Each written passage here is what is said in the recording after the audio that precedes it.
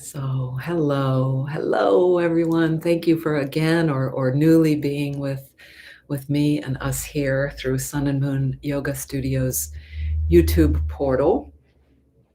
Please do check out if you're interested in what you see here on YouTube. And there are so many videos that have been posted since pandemic times, spring of 2020.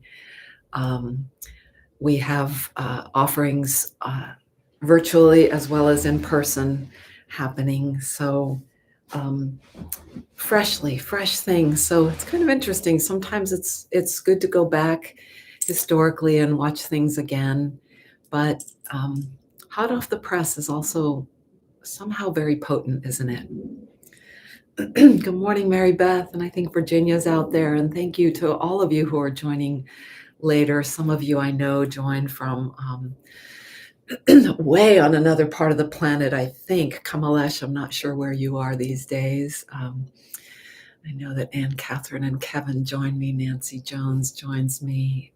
Sandra Clark sometimes joins me. So happy to make this connection. There's been a lot about time in the news. And if you're new to me, this is about a half-hour practice. I'm going to talk for a little bit and make sure you have what you need to sit comfortably for listening, for doing a little micro movement we'll do together, tiny movements with big impact, and also then some stillness. So there have been some stories, journalistic stories in the news this week about time, at least on the NPR station I listen to, and investigating the nature of time and this idea that I'm not going to spend a whole lot of time on this topic of time, but this idea of that time is a construct. Hard to wrap that or my mind around that. Like it feels like time is a real thing. This moment to moment to moment is our experience is in this changing realm, right? But it occurred to me this morning, I even found that this recording that I'm catching up on from my teacher from September, he mentioned this practice of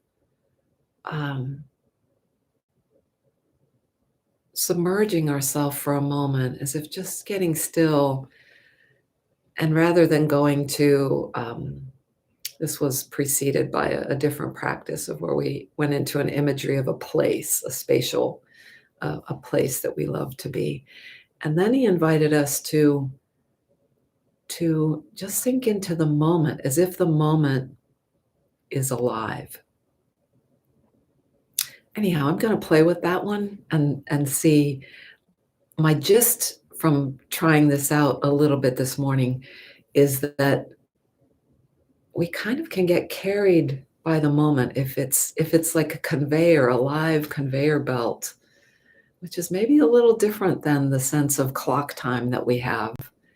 And it might be an interesting place to go into. In fact, I think it's what we do when we take the stillness of meditation that we'll be doing in just a few minutes.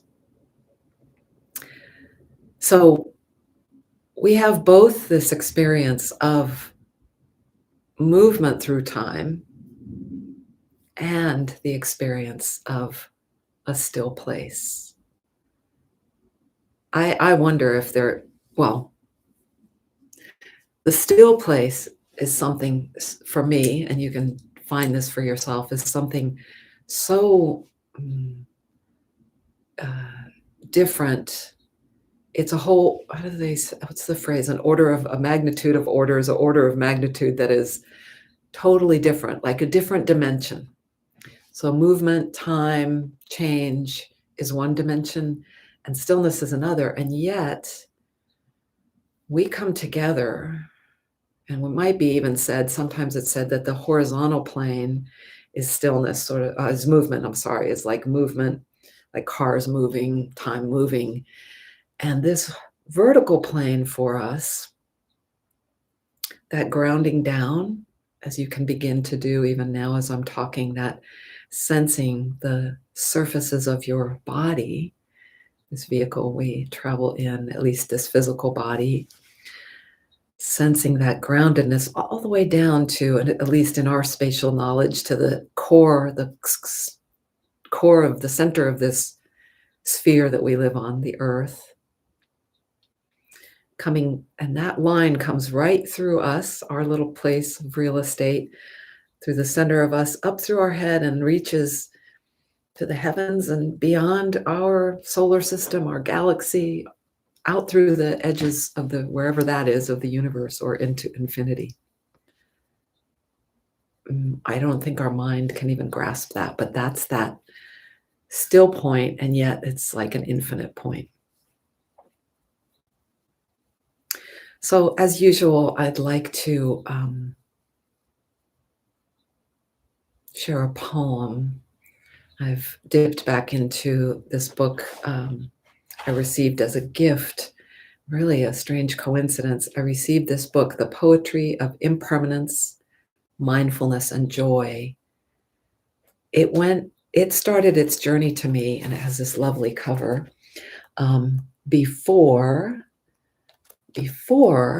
Just before I met the author, John Brame, in my training. And then it arrived to me, it was here waiting for me when I came home.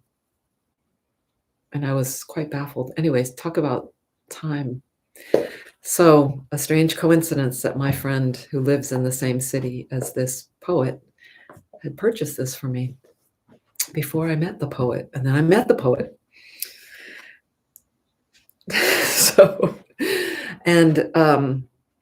I love the cover, the elephant poised in that moment, or maybe long moments of crow pose, yoga pose, on a stack of delicate teacups. Love that cover. So this poem is a beloved one of mine. Ron Padgett is the author. And again, as I'm speaking, you can be really submerging yourself, immersing yourself into the ground here, your breath, the vertical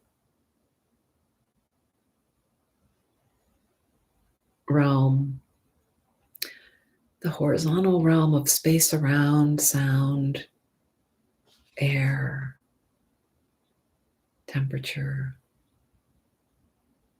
color,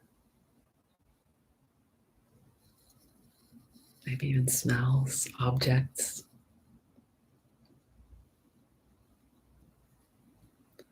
After I read the poem, we'll slide toward a little movement, little movement, and from the little movement, we'll slide to stillness.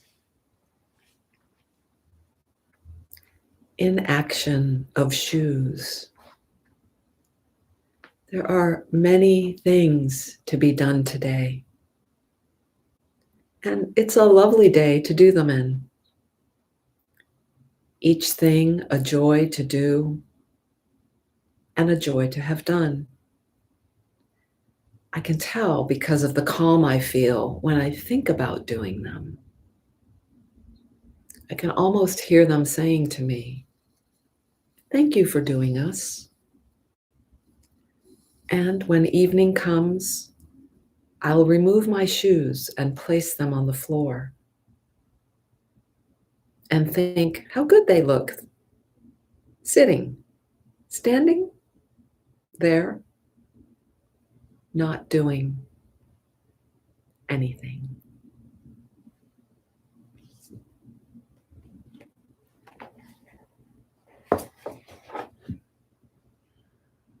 So before we come to that stillness of the shoes, as you sense the mass of your body, mass, the weight. We think of this in sort of physics terms, or weighing something on a scale in the grocery store, checking how many pounds of apples have I bought?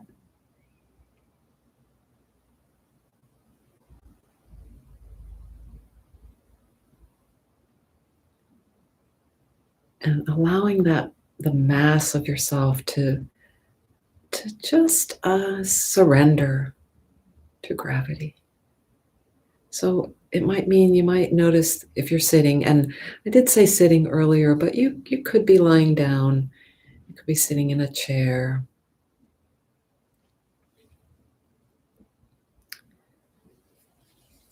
This mass of body, and just let it soften downward with that vertical pull. There's an opposing lift as well, but let's allow for the pull first, the pull toward the center of the earth. Even if that renders you in a poor posture, like what we think of slouching, let that go for now. Just let yourself settle. Very soon we'll add the upward piece, but let yourself feel what it is to settle and maybe feel the inside parts. I sort of feel my breastbone being heavy. Feel my rib cage tilting. And notice especially what we often feel in these practices, of these mindful practices, of how the body, where attention has been held and where we feel it opening, letting go. Let the breath be here easily, without any plans or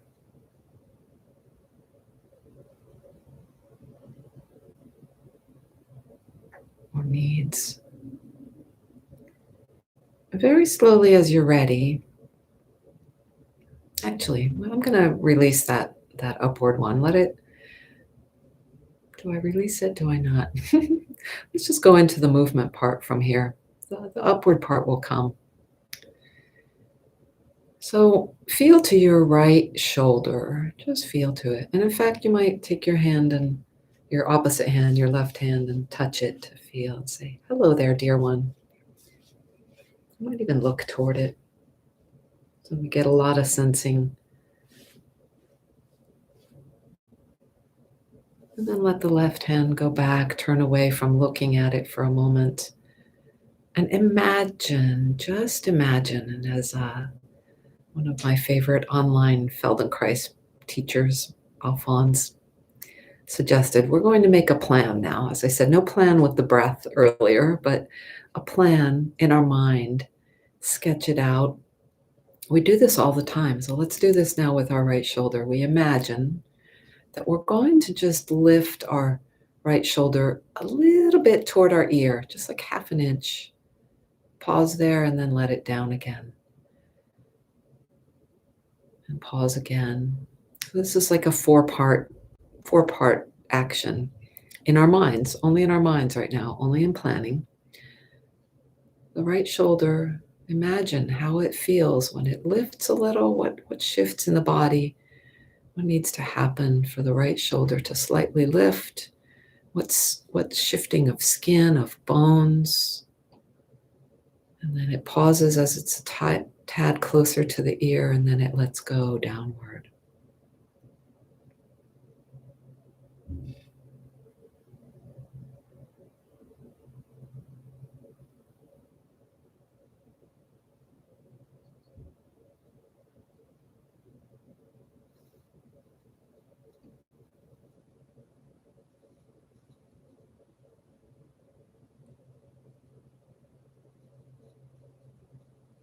Breathing. All right. And that was a long time. I sort of went on I got distracted for a bit, but I coming back. Lucky for you. So now go ahead and actually, let's see how, as Alphonse said, let's see how our plan, put it into action now. Slightly lift the right shoulder, so slightly. Pause there a moment, and then let it go. And pause again. And so we'll do this tiny action, and it might have actually felt there's some challenge in doing this tiny action. So see how you can do this again, and each time is new and different. Notice what you feel. I'm really feeling the sort of side rib and armpit area, but also something down in my pelvis shifting in my low back as I do this. And sometimes doing the tiniest movement may feel a little too challenging. You might need to let the movement be 2 inches or 3 inches. And by the way, when we were just imagining it, it's very likely that you you felt your body doing something, which is really natural. It's a very positive step that the thinking, planning brain, that very ephemeral, is connected, is physically those. It's really miraculous. Those something in our brain, the neurons send messages so fast. We take it so for granted, but my gosh, miraculous. And that each time we do this, without a whole lot of knowing about the, sure, it helps to know our anatomy and physiology and stuff, but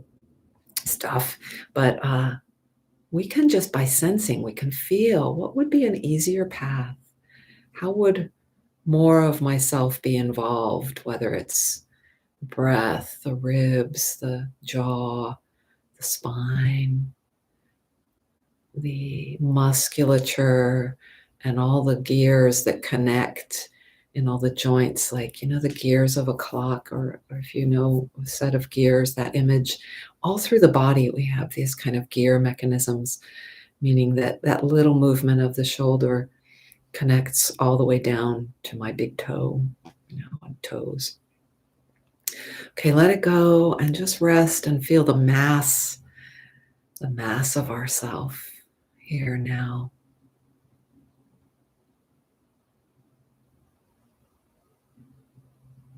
We have this idea of our body being this physical entity delineated, ending at our skin, but perhaps you had a little glimpse of this more horizontal blending with the vertical of the body being, the whole body really being everything. So the light of a star out there, the smells and sounds that are out there around us also live totally inside ourselves. The same molecules, phenomenon.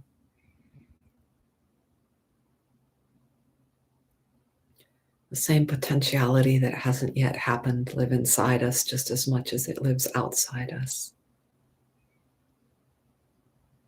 Okay, let's try that action again with the right shoulder again. If your left shoulder is feeling left out, we can get to that in a moment. So let's take that little action, just a tiny lift of the shoulder, pause, let it down. Oh, the down had much more down now than I had before, and let it be still a moment. So we've got this movement up. I can feel it pull all through my torso. Don't worry if you can't feel that, you will. Pause, then a downward movement, and a pause, the stillness of the movement. There's other things happening. There's breathing, there's pulsing of the heart, there's moving of blood, thank goodness. And if you like, you can take this movement real quick. So the still part is so tiny, it's imperceptible, the turn from the up to down, the down to up. And then let's just be still.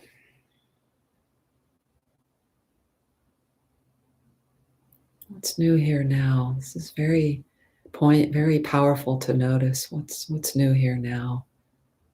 Notice with wonder, which is a little softer than inquiry or curiosity in my experience of language. Is that for you? There's something softer about wonder. And then let's try the other side. I'm going to try it in imagination first. You could do that, or you could choose action first. Just imagine what it feels like. This imagination practice you get better at it with practice, like anything. There's lots of ways we're really good at imagining. One of my fortes is worrying about things. I can envision things really good, and I'm sure they have a physical correlate in my body. I'm working on bringing more imagination of more positive worry, more more to balance out some of the revving up that happens when we envision the tragic, which has its place, has its very important place.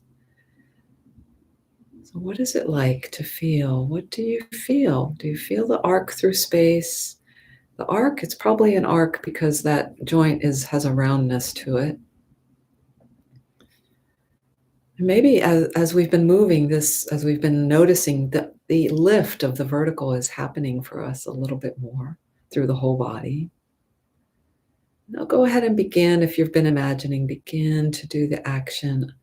I'm doing very minor still, turns, the still points. Breathing generously, going a little faster, trying to keep the action really, really small till I get a jiggle effect. Slowing it down now is my choice, but you can go at your pace, your distance. I'm going to go all the way up to the ear, down all the way lower, lower, lower toward my waist. Just letting the arm be heavy. Come to a still place. We'll rock up a little bit. Yeah, the animals are sleeping nearby. And slide yourself towards stillness, letting go of the shoulder, I should have done this, should have done that action.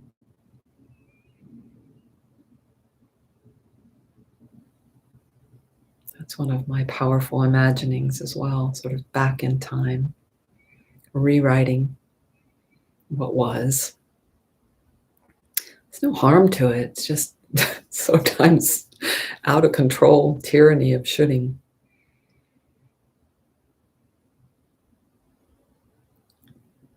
And even though I'm a little bit cold, I didn't turn the space heater off. I'm going to just stay. I'm going to let it invigorate me as we take about 6 minutes of stillness now. We're very close in the celestial travelings to the solstice, the winter solstice, the longest night in the northern hemisphere.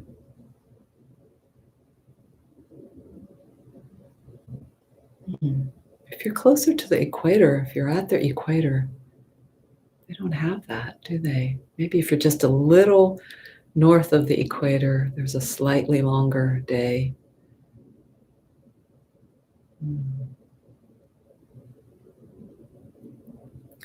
The solstice, the word itself, is comprised of the Latin sol, sun, and sistere, to stand still.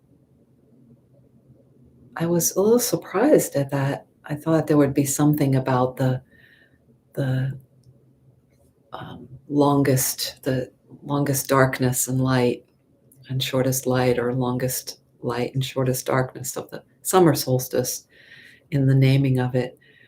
But I think this is true even today, even though we're not at the 21st where the solstice occurs, that somewhere around the 21st of December and then June, that the sun almost feels like at that time when it's beginning to go to darkness, it seems to hang in the sky, lower in the sky. So I think some wise ancients termed it this still point. It seems to almost be still. And I wonder if the moon does that. It'd be interesting to see if we can catch it this evening. That would be around 4:45, I think, for us in the northern hemisphere. So we're already 2 minutes into my invitation to stillness while I've been chatting. And let me chat less now, coming into more silence for myself and you.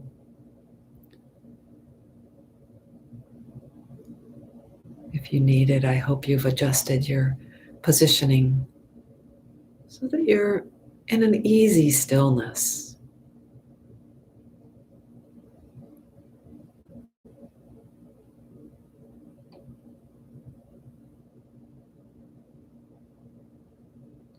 Perhaps the poetry, the movement of our shoulders, the micro movements have brought you in more toward a heightened awareness of your body's stillness, your mind's potential of stillness.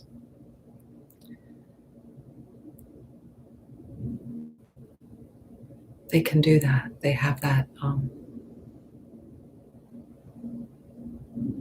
function.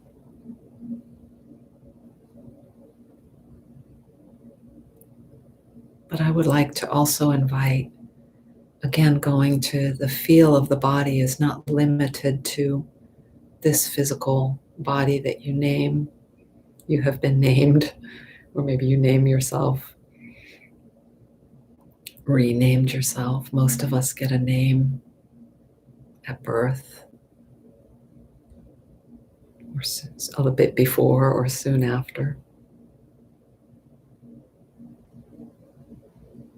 But entertaining not just this feel of quiet stillness here within your skin, but that expansiveness that your body includes the community of the physical location of your snail mail address, your town, your place on the planet,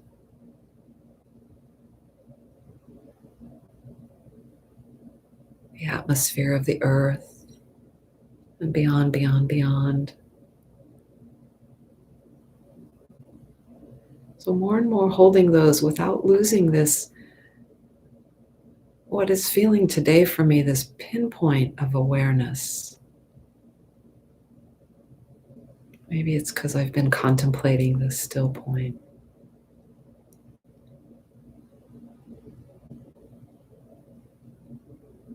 Thought and distraction may be happening, but it is really, really no problem. Don't just take my word for it, but play with that. Because it can be there, it can kind of hang there while you come back to this intentional practice of stillness, silence, presence.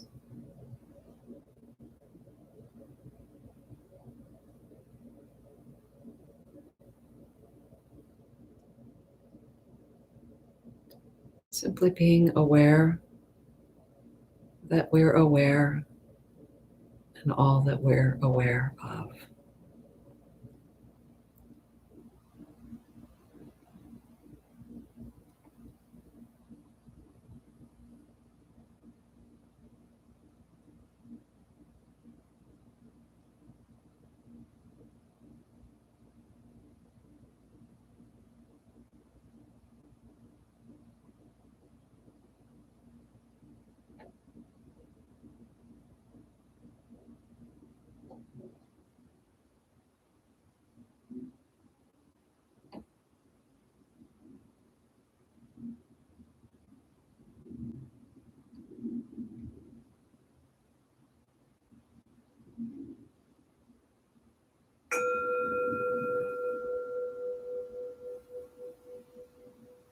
Just going to ring the bell this once.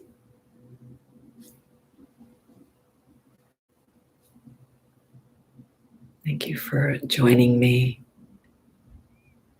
As always, it's so rich to connect here in person is sweet as well, but this is really quite a gift. Thank you.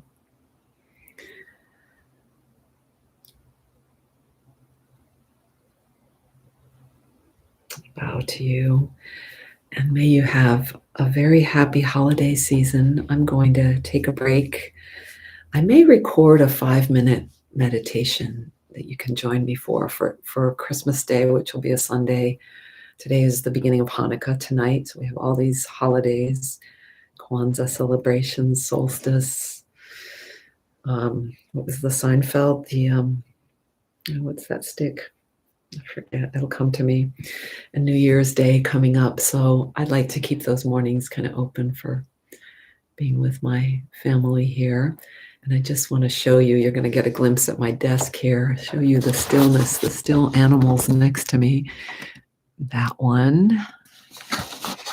They've been so still. What good teachers they are. And there's Max. Interrupted their stillness for just a moment. Thank you. I cherish you. We'll see you. What will it be, January 8th in the live stream, but maybe sooner in some other way. Blessings and joy and lots of celebrating and the still moment with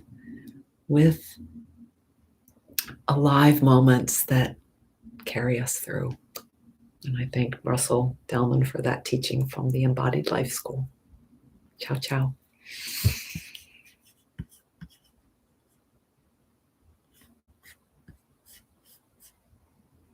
Thank you, guys. Thank you for the comments there.